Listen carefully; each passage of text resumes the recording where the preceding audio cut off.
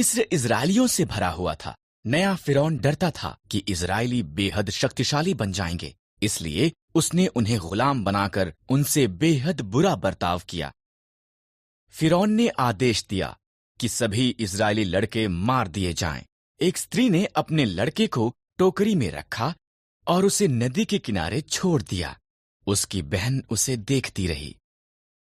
फिरौन की बेटी नदी के किनारे नहा रही थी। उसे बच्चा मिल गया और उसने उसे रखने का निर्णय लिया। उसकी बहन ने उसके पालन पोषण के लिए उसकी माता की सहायता की पेशकश की। फिरौन की बेटी ने उसका नाम मूसा।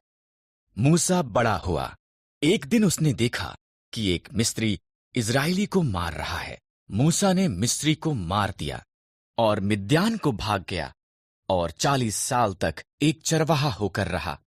मूसा होरब पर्वत पर अपनी भेड़ों की निगरानी कर रहा था। परमेश्वर की आवाज एक जलती झाड़ी से बोलने लगी, मूसा, मेरे लोग कष्ट में हैं। मैंने उन्हें आजाद कराने के लिए तुझे चुना है।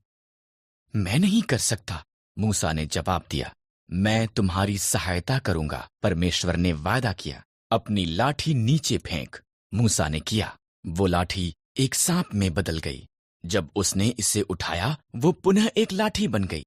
अपना हाथ ढांप ले, परमेश्वर ने कहा। मूसा ने ऐसा ही किया। उसने देखा ये रोग से भर गया था। जब उसने दोबारा किया, वो चंगा हो गया था। ये जाकर फिरौन को दिखा। परमेश्वर ने कहा, मैं तुझे शब्द दूंगा। परमेश्वर ने कहा, तुम्हारा भाई हारून सहायता कर सकता है। इस तरह मूसा इजरायलियों को आजाद करने के लिए फिरौन को बताने के लिए गया। पहले आदमी और औरत आदम और हव्वा एक सुंदर बाग में रहते थे जो परमेश्वर ने उनके लिए बनाया था। पर शैतान एक धूर्त सांप की तरह आया और आदम और हव्वा की परीक्षा ली। हव्वा ने फल खा लिया। उसने कुछ आदम को भी दिया जो उसके साथ था। उसने भी इसे खाया और एकदम से उन्होंने वो जाना जो उन्होंने पहले कभी नहीं जाना था। एक बात जो वो जानते थे वो ये कि वो नंगे थे।